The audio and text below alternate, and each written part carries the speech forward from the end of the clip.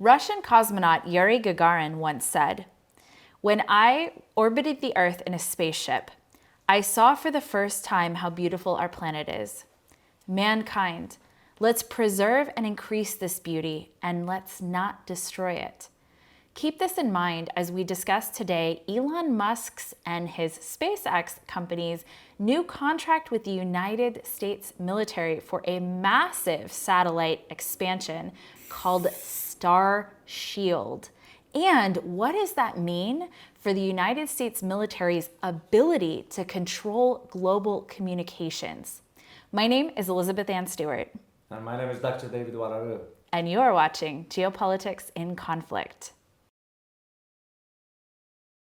The world is a random, meaningless chaos, or is it?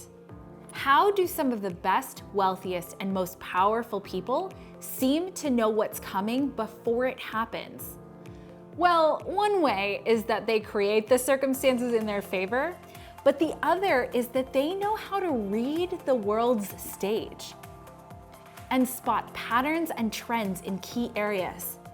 They don't get lost in the overwhelm of endless information. They know what's important to pay attention to using their own formulas, and most importantly, they know where to put that information to actually make it usable. Would you like to be able to do the same thing? Well, we have a course that teaches you to do that exact same thing. It's called No Nonsense Politics. So if you want the leg up that some of the world's brightest have, as well as an online community of people who think for themselves just like you, check it out. Link in the description box below. All right, where are we going with this satellite stuff? So I want to start with, what was the role of Starlink? So Starlink is Elon Musk's, SpaceX's satellite system, right? It's their global satellite system. What impact did it have in the conflict between Ukraine and Russia? Because it had a very big impact. Well, it did, because what has not been disclosed is that, for example, the recent missiles that landed in Russia, they were used through satellites, U.S. satellites imaging. Ukraine would not be able to use that. That's why, and I'm not saying, by the way, it was Ukraine, because no entity came forward to claim responsibility for that. But what a surprise. But if you know anything about how the missiles work, you have to have the satellites that will help you navigate. And Ukraine doesn't have that capability. So the US had to provide that one. That was the purpose of why you are noticing now more satellites. Even Absolutely. countries like, Iran is launching, India is launching, North Korea is launching, China is launching satellites. That's the purpose for it. Well, and so in the Ukraine conflict, what you're talking about is, so at the very beginning of the Ukraine conflict, do you remember when their communication systems were knocked out? Yes. When their communication systems were knocked out, who came to the rescue? Elon Musk's Starlink came to the rescue and restored communication to Kiev. Yeah. Now, imagine that on a global scale for the United States to have that level of power over communication, because eventually, so Elon Musk did try and actually pull out of that situation because no one was footing the bill for it. The Ukrainians were not paying for Starlink, and it eventually got very expensive, so he tried to pull out of it. Who's paying for it now? The Department of Defense is now paying for Elon Musk's Starlink to be put in place. So Elon Musk is making more money at the expense of... Hey, yeah. He sure is. That's my personal opinion. I don't hold the guy in a positive light. I don't trust Elon Musk. Yeah. Elon, if you happen to be watching this, I'm saying it straightforward, man to man. It's just because if Elon Musk, to be claiming, I do this for humanity and all, there is the other dark side that you are help building with the satellites. Right. And this is where you're going to see, for example, in the future military conflicts, they won't be managed from the ground. They will be managed from space. Which in its own way is a little bit more terrifying. It's a little bit scarier that the technology has gotten this good. So a couple of things that are important about this Yeah. is the first is the massive amount of them, right? So there's 77,500 of these things. And it's a massive expansion. So there's Starshield, which is the one that is going to be used primarily by the U.S. military services and the U.S. intelligence services, right? That's the one that we call the interoperability. So it will be used for dual. So basically, as a former military, what you will use it for, basically, in addition to other aspects, Right. is to jam the other communications from all. Usually the intelligence services do have this capability. The military has that capability. As we speak, if you are to go to an area, you can jam the entire area. No signal will go through. So if you do it on a space level, on satellites that is, you're talking about jamming the signals because they are guided missiles. They are, all that stuff has to go through the satellites. But if you jam the satellite signals, then there were only 3 countries that matter in all this: the US, China, and Russia. That's basically it. Well, and let's talk a little bit about that race, because China's technology, China is graduating, 1 million scientists and engineers per year. So there was a time where China was known for perhaps stealing the secrets from other countries, but at this point, their education and their technology is so good that that does not appear to be necessary anymore. Yeah, but other countries do it too. Absolutely. Let's just be straightforward. If I am to tell you, how did Pakistan build its nuclear capability? Right. It was stolen because of Abdul Qadir Khan. They called the nuclear father. Pakistan passed away, by the way. He stole the technology from Netherlands, from a nuclear site. So it's kind of every country does it. But Yes. but yeah, you're absolutely correct. It's the race that is now going to move. What makes the case for China very interesting is because their space station is going to be operational by 2028. Right. You look in, that's how fast they move forward. Right. But that's not where the big question mark in that. The big question mark is in what China is planning on doing now, is using nuclear technology to fuel its space stations out there. Which is a pretty big deal. And so the race for space is actually getting very heated. And I think this is very much the next step of that. I think Obama is who defunded NASA back in the day. Was it Obama? I don't recall.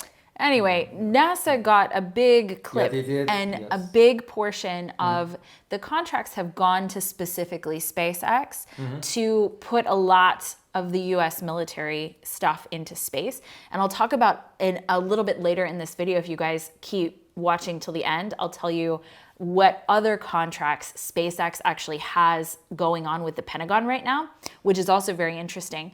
But my big concern about this is, do we really, really need this many more satellites up in space spying on probably us? Because if we're being real, that's what happens.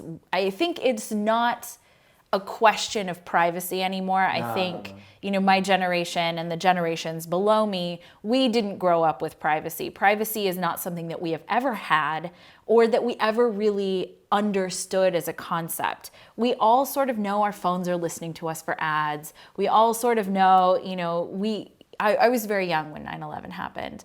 And so all of that monitoring that got put in place there and never went away. That's called the Patriot Act. Patriot of Act. 2004. And as a matter of fact, with that Patriot Act, it was one particular program that nobody knew about. Oh, what is that? It's called PRISM program. PRISM. So you can look it up. Very I interesting. can I it's not declassified now, but it came out. So, but it was by which the United States was scoping up all communications in or out of the United States. Wow. So it's kind of you're absolutely correct. The privacy part is gone. It's gone. So I don't think we really. I don't know that that's ever going to go away. I wish that it would, No. and I wish that we would get privacy back, but I don't really see that happening.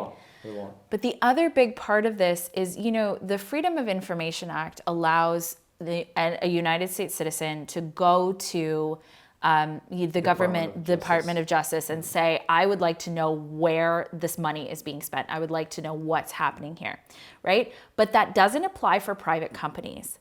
And so what's happened with the military-industrial complex is, and this is happening here in this case as well, that this is being purchased through a private company. This is being farmed out to a private company. It's being farmed out to SpaceX. And so I think a big question when we're looking at big Department of Defense, big military stuff like this, is that there is no real opportunity for any oversight by the everyday person. That's not possible anymore. The way it works in Washington, there are certain deals that's behind closed doors, even in Congress. Usually certain settings. You take, for example, the Sub-Intelligence Committee. In certain aspects, you will allow media attendance, like C-SPAN, for example. Well, C-SPAN will not even be able to access or get in or be granted access to certain hearings because those are off limit. And that's where the deals are made. So for Elon Musk approach to the Pentagon, it's but also this one also is a reflection of the changing geopolitical landscape, because when you change about the geopolitical landscape, you also have to think in terms of the security, global security.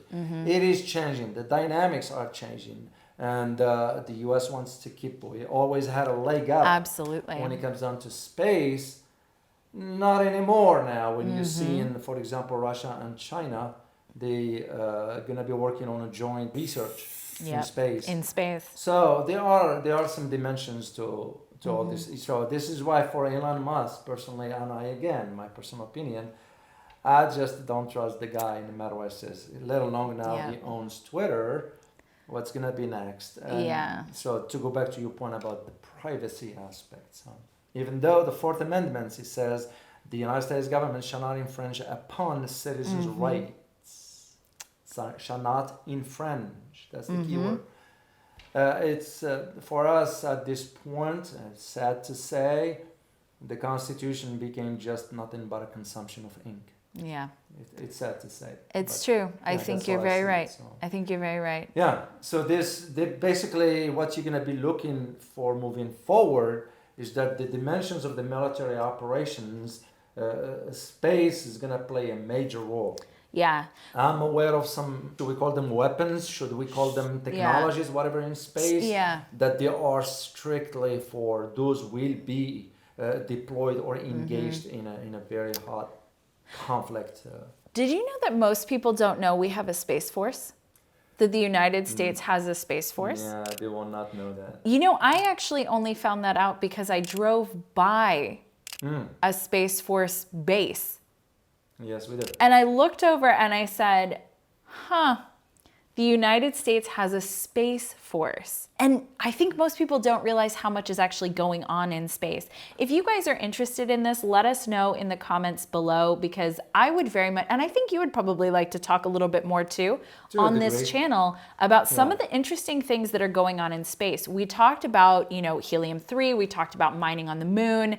There's a lot that we've talked about, but I think there's some very, very interesting things that are not really being talked about right now that are very important too, because you're right. Warfare is not just happening on the ground anymore. It's happening up there. Resources are not just happening on the ground. It's happening up there too. And that's why we've been spending, most Americans do not even know the real figures for how much is spent on space. It's about $20 trillion.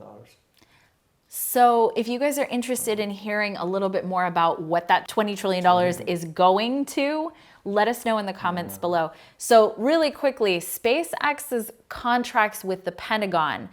So like I promised earlier, so the U.S. Space Force has contracted SpaceX's Falcon 9 and Falcon Heavy rockets. So they did this in 2020 to launch at least 40% of its national security space launches between 2022 and 2027. 40%. So 40% of its launches are going to be through SpaceX. Wow. Our Space Force is utilizing SpaceX for that. I wonder if it was any bidding for the contract. I wonder. I suspect not. Which is a regulation here in the U.S. for contractors and all that. So. So SpaceX was awarded $149 million in 2022 also to build 4 new missile tracking satellites for the Space Development Agency. Oh. That's a large chunk of change.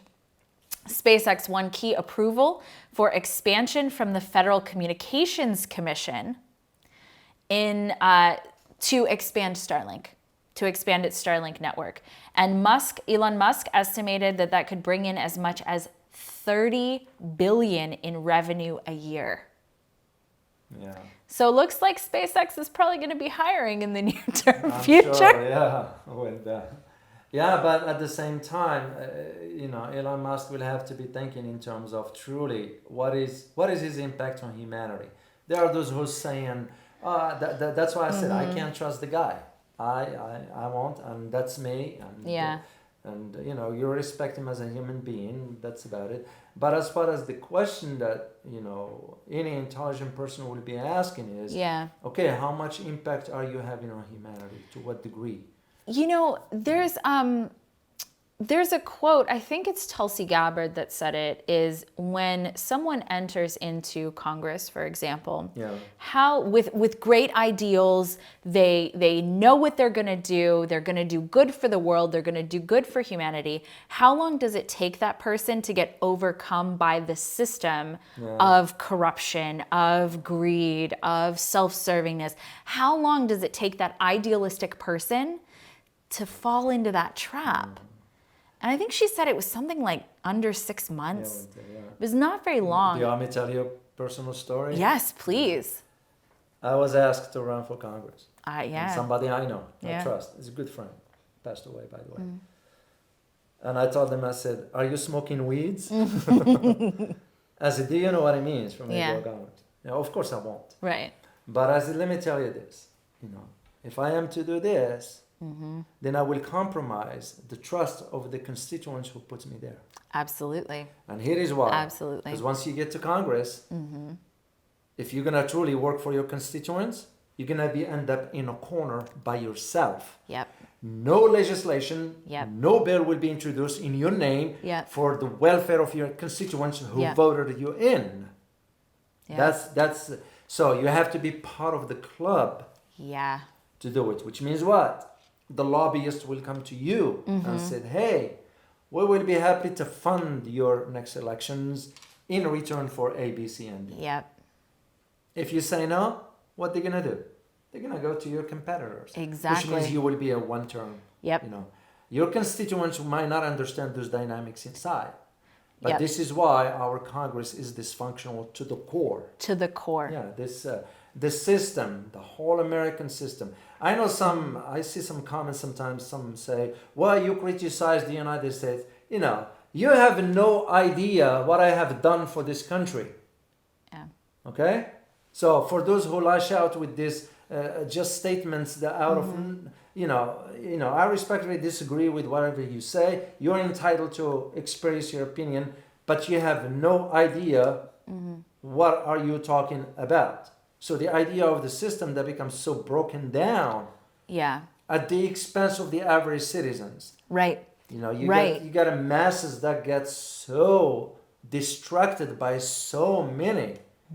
It just, it's sad. It's sad to see what has become of the United States. But usually those are an indication for the beginning of the end. You look at history, you look at the trends, you look at major powers that were before us, the Dutch, the Portuguese, the Spaniards, the French, the Brits, the British, then before them the Ottomans, the Romans, even some other dynasties, they just, that's how they end. Yeah. When you start to have the system, the foundation of the systems, like for example, privacy has been chipping in.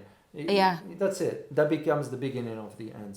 So with what, just to tie it back to what we're talking about, with what Elon Musk is doing with it, I just don't get it. And yet you will hear him talking about, well, the transparency and this and that. But well, in my opinion, speaking to that, humanity is a gray scale, right? So, none of us is pure good and none of us is pure evil, right? We both have both inside of us. There have been a lot of dark times, and I think that's exactly what you're speaking to, is that right now, here in the United States, we're having challenging dark times. Yeah. It's not like this is a wonderland. And I think it was touted as this beacon, this wonderland for so long that the idea that it's falling is very challenging for a lot of people to hear. But it's true. You can walk out on the street anywhere and you can see there are very real problems. You can go to the grocery store and see there are very real problems here. And if you don't say anything about the problems will keep getting worse. So we're talking about these problems so that they can get better. If you shine a light in a dark place, all of those shadows, the light gets put on them so that you can deal with it. And that's what we're trying to do here, is to shine the light on some of these places so people can see that it's happening and can do something about it, because you don't have a chance to do anything about it if it is hidden and if it's in the dark. Yeah, well, that's why I don't get those kind of comments. I kind of just shake my head. I know. What you do? You forgive their ignorance. That's all you can do. I mean, they're entitled to express whatever, but I'll just shake my head. Because they don't know. They don't know. They don't know. You forgive them. And they may not even be here. They might not even, be here looking at what's happening. That's right. But for you, if you are an American, you're going to need to pay attention to what's going on. Absolutely. The government ain't going to do it for you. So you better wake up. Most of us Americans are asleep. Absolutely. Sleep by design.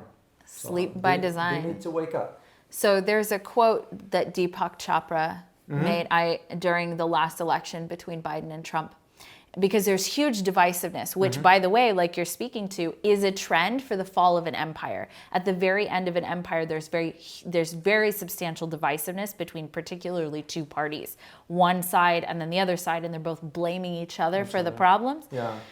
So what Deepak Chopra said is that whoever wins, you get the government that you deserve. And he didn't mean it in a negative way, and that's not an exact quote, but basically that's what it was. And he didn't mean it in a negative way. What he meant is that unless you actively step up and say, okay, this is what I want, you're going to be washed over by whatever system you're in. Indeed. And so that's what. And I want to bring this back to Elon Musk for a second, because, you're talking about not trusting the guy. And I think that's absolutely fair. He has his own agendas. We don't know what they are. And yes, in one side, he's looking at Twitter. And one side, he's kind of cleaning house in a very major way in Twitter. And then on the other side, he just took this giant military contract. And so, while a lot of people are paying attention to what he's doing at Twitter, how many people are paying attention to his defense contracts? But at the same time, we don't know what his motivations are. Are his motivations to do good for the world and put his 2 cents into military conflict, or to put his 2 cents into being able to control communications to this extent? Are his intentions for the good of humanity or not? I don't know. Well, he might have an answer when he is closer to checking out from this earth. Probably. Headed to Mars, right? Yeah, he'd go over there. So at least that's one thing we all are going to experience. It's true. He's going to, maybe he'll be asking some of these questions. I don't know. Some people sort of wake up to the reality during the final hours, it's kind of, they start wondering, what have I accomplished in my life? Yep. Because all the wealth, all that won't matter. It doesn't. Nothing will matter anymore. Nope. So that's why you kind of wonder, what are they running after? We're just passing through here. So. Elon Musk talks semi-openly, I guess, about his sort of views on reality being more or less a hologram or video game. And it's interesting to watch his behavior based on that piece of information. Yeah. So. All right. Anything else? No, that's all we can share for now. Maybe some other episode we can talk about space. There is Yes. a lot going on about space, by the way. I know we don't talk much about space. I think we need, and if you guys are interested, let us know in the comments, but I think we need to. I do have some information. I know you do. Well, thank you guys for watching, and as always, prepare yourself for the changing world order. Till next time. Bye-bye.